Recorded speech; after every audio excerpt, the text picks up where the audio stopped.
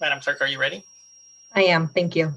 All right, I'd like to call the meeting of the Riverside County Transportation Commission Budget and Implementation Committee to order. Today is Monday, February 22nd, 2021. We are, of course, conducting this meeting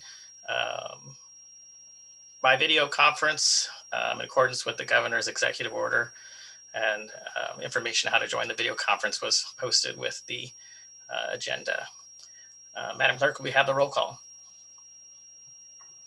District 2? Here. District 3? District 4? I'm sorry, scratch that. Beaumont? Banning? Calamasa? Here. Canyon Lake? Here.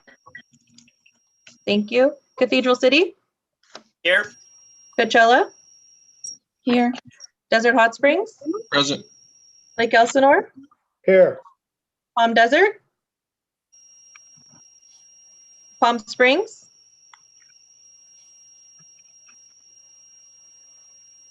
Here. Palm Springs, thank you. San Jacinto?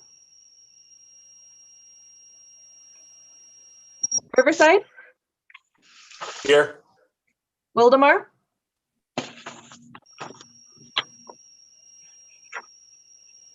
Okay, we do have a quorum. And it does appear our chair has joined, so I will turn the meeting over to Chair White. Oh, thank you. Boy, I'm really sorry about that. Ran into some difficulties. So at this time, I guess we can do the Pledge of Allegiance. So please stand and ready, begin. I pledge allegiance to the flag of the United States of America and to the republic for which it stands, one nation, under God, indivisible, with liberty and justice for all.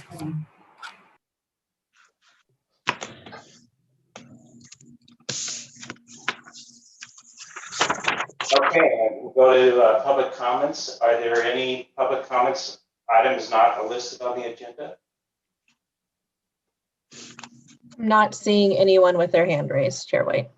Okay, and how about additions or revisions to the agenda? No, sir. Okay, so we'll take up the consent calendar. Before we take a vote on that, are there any commissioners who'd like to speak or public who wishes to speak on individual items on the consent agenda? I'm not seeing any hands raised. Okay, I'll entertain a motion. Please, when you do make your motions and your seconds, identify who you are. Calamasa moves to approve. Second, Cathedral City. District 2? Yes. Beaumont? Yes. Calamasa? Yes. Canyon Lake? Aye. Cathedral City? Yes. Coachella? Yes. Desert Hot Springs? Aye. Lake Elsinore? Aye. Palm Desert? Palm Springs? Aye. San Jacinto? Riverside? Aye. Wildemar? That item passes. Okay, great. Item number 7, proposed policy goals and objectives for fiscal year 2021-22 budget. We have a report from Ms. Teresa Trevino. Good morning, commissioners. In January, the commission approved the mid-year and next year revenue projections for Measure A, local transportation funds, and TUMF. Today is the next step in the fiscal 22 budget process with the approval of the commission's goals and objectives and fiscal policies. First, let me review a quick overview of the budget process for RCTC. Next slide, please. There are 3 primary steps in the process. First is establishing the commission's goals and policies. Staff updates the commission's goals and objectives as well as fiscal policies to set the strategic direction for the fiscal budget. Once the commission's goals and objectives are approved, each department updates its own specific goals and objectives that correlate with the commission's goals and objectives. This process ends with the opening of the public hearing in May and the adoption of the final fiscal 22 budget in June. Next, let's review the commission's goals. Next slide. For the fiscal 22 budget, there are 4 core goals for the people of Riverside County and the transportation system that they rely upon. 2 new objectives, as highlighted in blue, were added this year. First is the focus on improving the quality of life and empowering the people of Riverside County to live at their pace. This is accomplished by giving them the choice how to safely get where they are going, protecting and preserving the environment, being a partner in mobility, supporting transportation services and projects that equitably benefit all residents, including those in rural, low income, and disadvantaged communities, implementing projects that provide regional connections, and facilitating projects that mitigate the goods movement impacts, including advocating for a balance between creating jobs and protecting public health. Second is being a responsible and conservative steward of taxpayer dollars through operational excellence. This is done by investing in road safety and maintenance, delivering on promises made, operating efficiently and cost effectively, driving results, savings, and economic opportunities through innovation, and having transparent and accessible operations. Third is being a driver of economic growth in the county, and the county's economy is improved through workforce mobility, including access to employment and education, population growth requiring sensitivity to each geographic area's unique needs, and project investments that have a multiplier impact on jobs and economic opportunities in the county. Fourth is partnering with local, regional, and state governments to deliver street and road, transit, and active transportation projects. Often this is done with grants in addition to the significant Measure A dollars that benefit local communities. Partnering on transit matters is especially important during a post-pandemic economy recovery. Next, we'll look at the updates to the short-term objectives. Next slide. The short-term objectives for the fiscal 22 budget are classified into 4 groups: capital projects, operations, regional programs, and management services. Capital projects updates include Western County Highway Delivery Plan projects, operations planning and design of express lanes projects that are led by other agencies and impact our projects, partner agency projects for which RCTC is the lead agency, and consideration of technology-based strategies to manage commutes. Operations updates include all RCTC operations in addition to the express lanes. These include commuter rail stations and motorist assistance services. The regional programs updates include monitoring transit trends and related factors that impact ridership and create barriers to transit growth, and the addition of van pools to effective partnerships for transportation alternatives. Next, we'll look at the fiscal accountability policies that support these goals in promoting responsibility and organizational excellence. Next slide, please. The Commission's fiscal policies have been condensed into 6 primary categories. Financial planning covers preparation of a balanced budget, administrative cost limitations, retirement benefits, capital projects, and reserves. Revenues include sales tax, toll, other funding sources, and proceeds from sales of properties. Expenditures and expenses relate to priorities, accountability, procurement, and capital and intangible assets. Debt management comprises debt limitations, debt and swap policies, debt coverage ratios, issuance purposes, and maturities. Cash management incorporates investment priorities, receipts, payments, and operating balances. Accounting and reporting consists of the accounting system, financial reports issued, and audits. With this overview of the Commission's goals and fiscal policies, let's review the next steps in the budget process. Next slide. With your approval of these goals and policies for the fiscal 22 budget, staff will complete the specific department budgets so that the first draft of the budget can be compiled. This will include linking departmental goals with these Commission goals and objectives and related fiscal policies. An executive summary will be brought forward to the April-May Commission cycle, including the opening of the public hearing.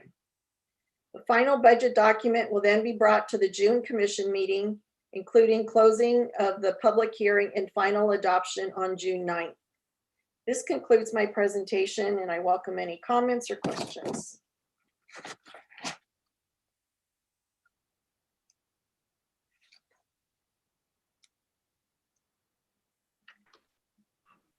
This is Palm Springs, and I just have a general question about it, and maybe it's not directly related, but it's related to the budget.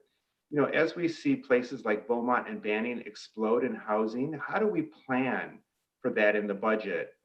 If equity is part of our goal and policy, you know, how do we plan that? How does that process happen?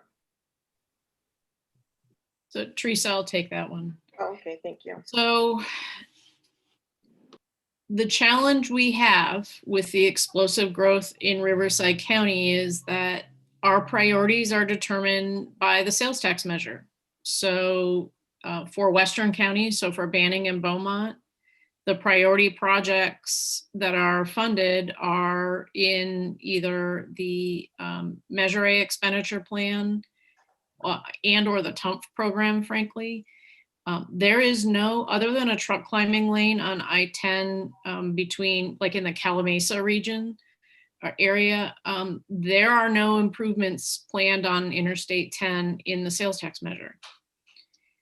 There are interchanges that will be funded. So the challenge we will have throughout the entire county is that we have limited resources. The measure dictates what our priorities are. And so it will make it very challenging to keep up with the explosive home growth. From an equity standpoint, you know, we are recommending that we include equity in our quality of life principles for a couple of key reasons. The results of the pandemic and the impact on mobility for essential workers or people who have no other options are going to be very heavily dependent on us finding ways to make sure transportation continues. But the other challenge is that as more and more people move further and further inland, because that's where they can afford a house, they're driving until they qualify for a house or an apartment.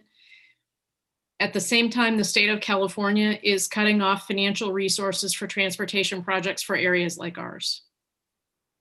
So our recommendation for the equity objective is that we are going to have to push very, very hard to make sure that the Inland Empire is not left behind in transportation funding, because most of the funding principles coming at us from the state level, the funding will be concentrated on no new capacity and on the urban areas, leaving us with the measure holding the bag, so to speak. So you raise a very important question. From our budgeting standpoint, we can only budget with the revenues we know we have. Excellent. Thank you very much, Ann. Thank you. Thank you. I'm sorry I was on mute before. I'm really getting off to a great start this morning. So anyways, do we have any comments from the public before we continue with the commissioners? I am not seeing any hands raised. Okay, and are there any commissioners that would like to speak? I'm not seeing any hands raised there either. So if not, I'll entertain a motion for this item.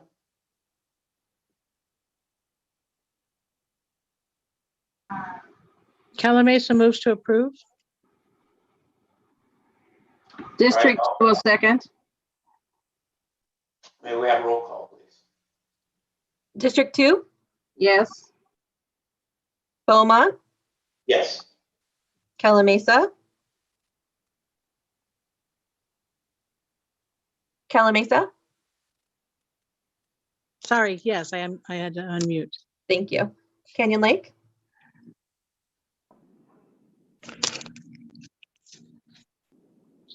Canyon Lake, Hey, button. You got me?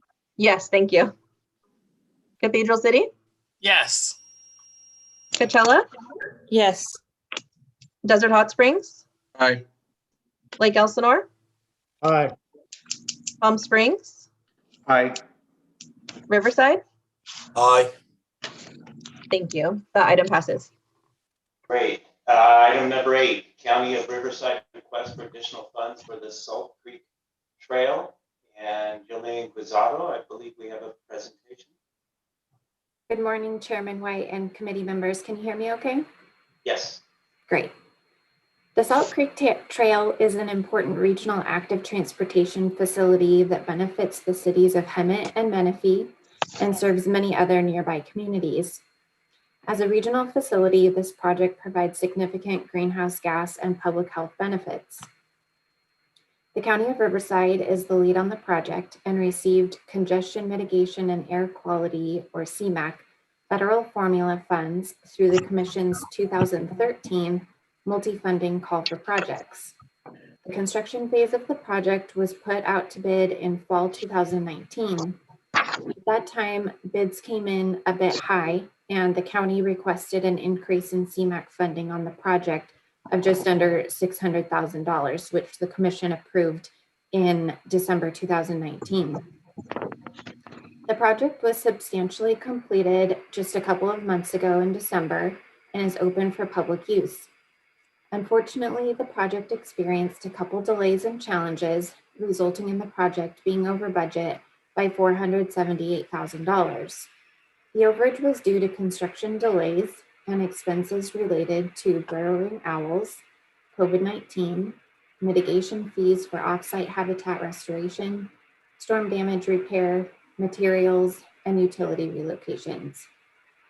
In January, the Commission received a letter from the county asking for another small increase in CMAQ funds on the project to cover 1/3 of the overage in the amount of $160,000. The remaining 2/3 are being covered by the county and the Parks District, as seen in the table in the agenda item on page 130. There are sufficient CMAQ funds to cover this request without impacting other projects. This morning, I am joined by Kathy Wampler from the County of Riverside's Transportation Department.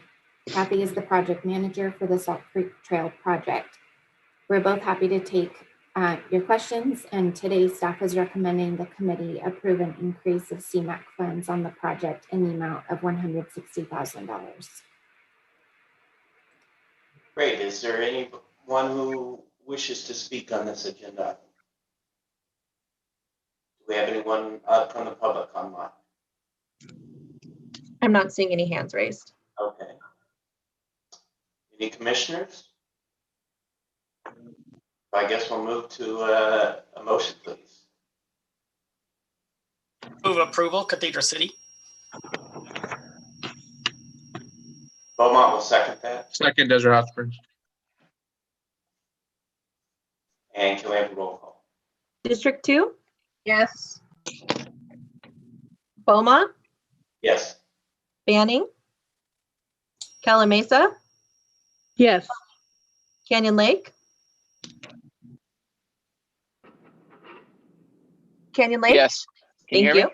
Yes, thank you. Cathedral City, Yes. Coachella, Yes. Desert Hot Springs, Aye. Lake Elsinore, Aye. Palm Springs, Aye. Riverside. Aye. Thank you. That item passes. Thank you. Item 9 is Transportation Network Companies Access for All program. Eric Dahy. Thank you, Mr. Chair. There is a PowerPoint coming up for this So good morning, Mr. Chair and other committee members. Today, hopefully you can hear me really well. We can. And today I'm going to talk to you about the Transportation Network Company's Access for All program. Next slide, please. So let me give you a little bit of background information. Senate Bill 1376 was signed into law in 2018 and is known as the TNC Access for All Act. The intent of the legislation was for California to be a national leader in the deployment and adoption of on-demand transportation options for wheelchair access vehicle persons. The legislator also realized it will likely take time to develop its on-demand transportation services and directed the CPUC, the California Public Utilities Commission, to establish the WAVE program.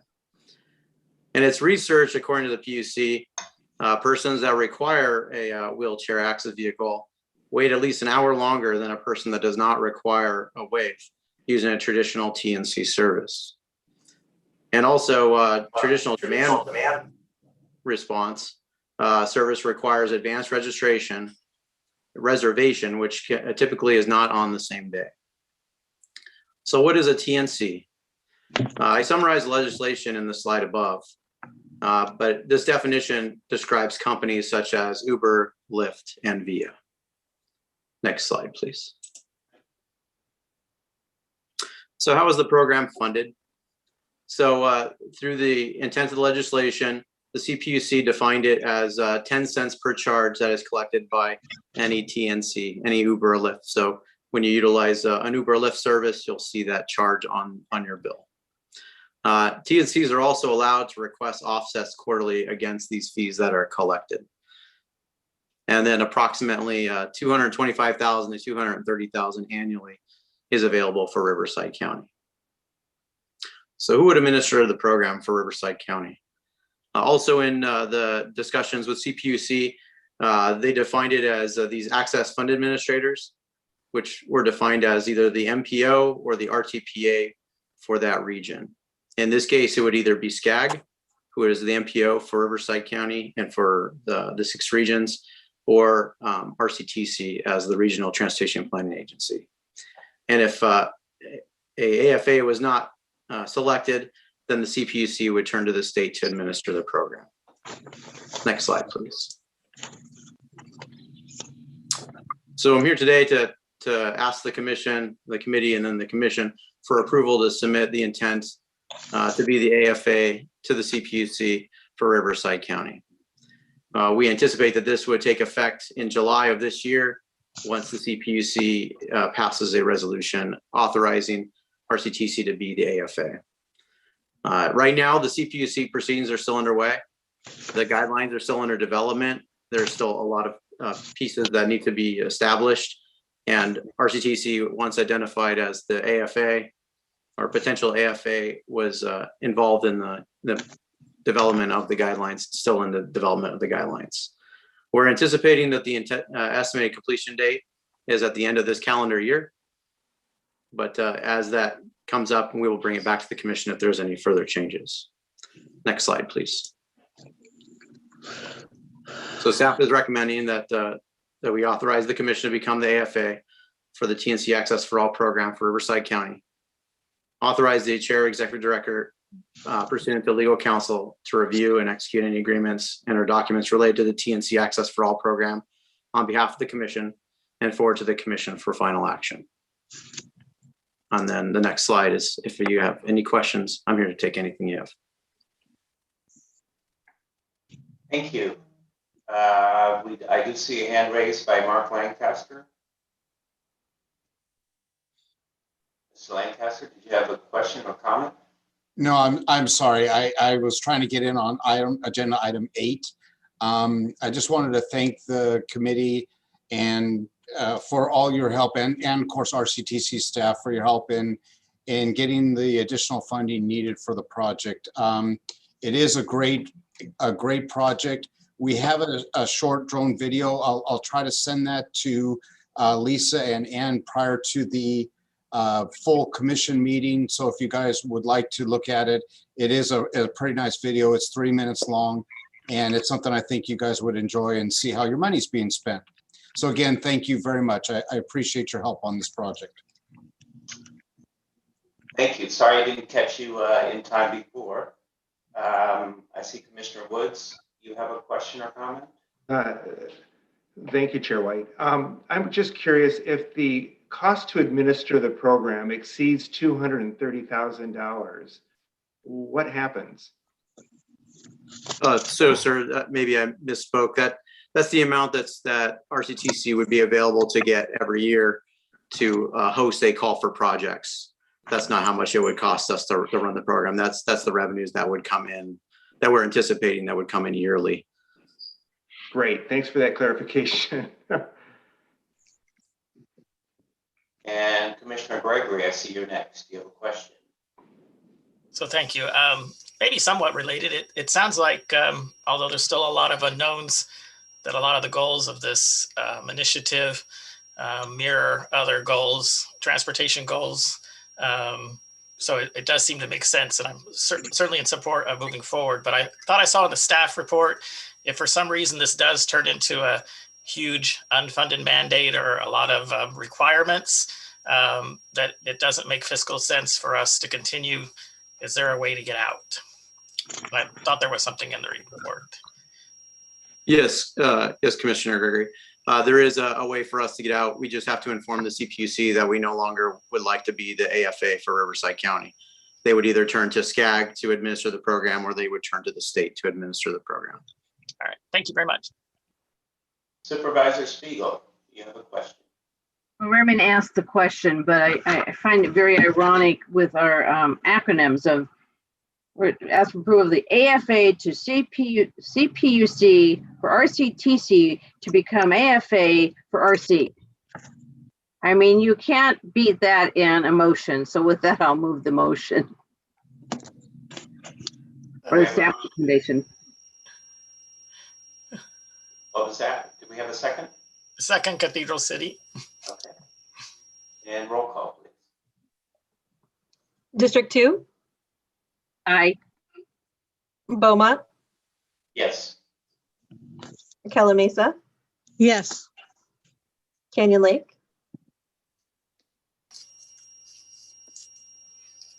Canyon Lake?